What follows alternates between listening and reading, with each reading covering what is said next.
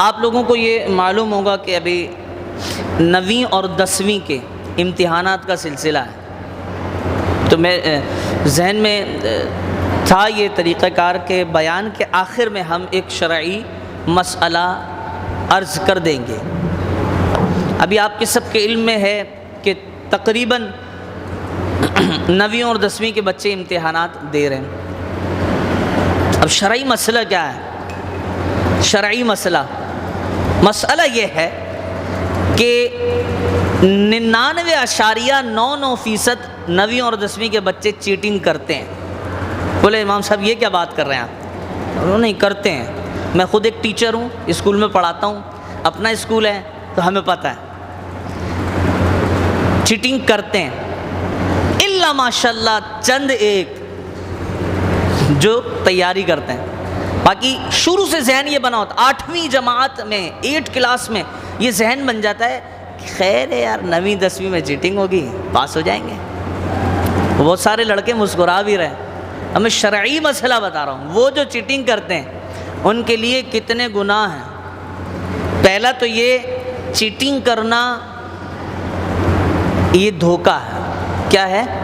دھوکہ، اور اسلام میں دھوکے سے منع فرمایا گیا۔ یہ پہلی چیز۔ دوسری چیز، اس مسئلے میں تربیت بھی شامل ہے۔ دوسری چیز، وہ چند بچے جنہوں نے سارا سال پڑھ کر تیاری کی ہے، چیٹنگ کرنے والے بچے ان بچوں کی حق تلفی کرتے ہیں، اور حق تلفی کوئی معمولی گناہ نہیں ہے۔ کسی کے حق کو مارنا کوئی معمولی گناہ نہیں ہے، یہ بہت بڑا گناہ ہے، گناہ کبیرہ میں شامل۔ کسی مسلمان کی حق تلفی کرنا، تو آپ جو چیٹنگ کر رہے ہیں آپ اس بچے کی حق تلفی کر رہے ہیں کہ جو سارا سال تیاری۔ آپ بولیں کہ امام صاحب ممبر پہ بیٹھ کے یہ مسئلہ بتانے والا ہے، بالکل بتانے والا ہے۔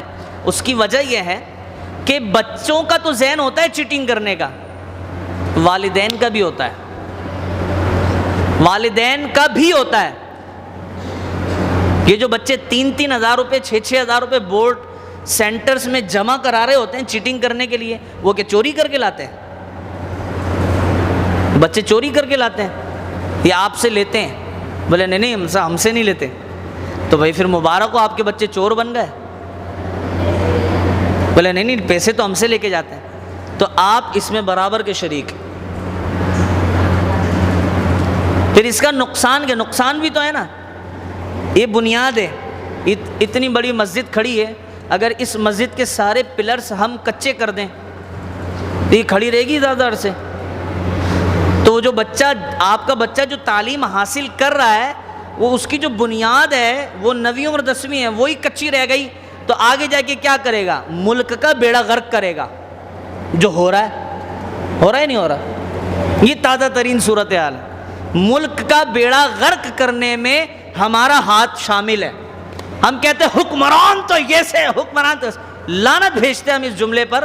ہم خود ملک کا بیڑا غرق کر رہے ہیں، ہم خود ملک کی ایسی تیسی کرنے میں لگے، اپنے بچوں کو چیٹنگ کروا رہے ہیں۔ اور وہ اسکول مالکان جو اپنے معیار کو اونچا دکھانے کے لیے، ایسے اسکول مالکان بھی ہیں، ہم ان اسکول مالکان کی بھی مذمت کرتے ہیں، لعنت بھیجتے ہیں ایسے اسکول مالکان پر کہ جو ملک کے ساتھ، ملک خداداد پاکستان کے ساتھ غداری کر رہے ہیں، کہ اپنے اسکول کا معیار اونچا کرنے کے لیے بورڈ آف سیکنڈری ایجوکیشن کے منتخب کردہ سینٹرز میں پیسے کھلاتے ہیں، اور پیسے کھلانے کے بعد اپنے اسکول کے بچوں کے ساتھ اپنے اسکول سے ایک ٹیچر روانہ کرتے ہیں، اور ٹیچر روانہ کرنے کے بعد جناب والا بورڈ پر پورا پیپر سولو کروایا جاتا ہے۔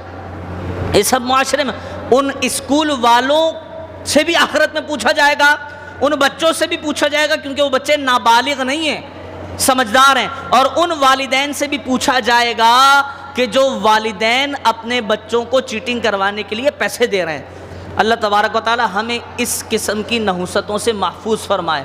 آخرت میں اگر آپ کو سوال ہونے سے بچنا ہے تو آپ اس چیٹنگ جیسی منحوس چیز کو اپنے آپ سے دور کر دیں، خدا کا واسطہ ہے۔ اگر اس ملک کی خیر چاہتے ہیں تو خدا کا واسطہ ہے، آپ سمجھے امام صاحب نہیں، ایک سید زادہ آپ کے آگے ہاتھ جوڑ رہا ہے۔ یہ اتنی بری چیز ہے چیٹنگ کہ آپ کا ملک آپ اپنی ذات سے غداری کر رہے ہیں چیٹنگ کر کے کروا کے، تو خدا کا واسطہ ہے کہ اس چیٹنگ کو اپنے آپ سے دور کر دیں۔ اللہ کریم ہم سب کو عمل کی توفیق نصیب فرمائے۔ فرض کی جماعت ہوتے ہی کوئی بھی اٹھ کر جائے گا نہیں، ایک خاص بات ہے، یعنی کہ ایک وجہ ہے نہ جانے کی، آپ کو روکنے کی، تو کوئی اٹھ کر نہیں جائے گا۔ 10 منٹ آپ کے ہم فرض جماعت کے بعد لیں گے، پھر آپ کی مرضی۔ اللہ کریم ہم سب کو عمل کی توفیق نصیب فرمائے۔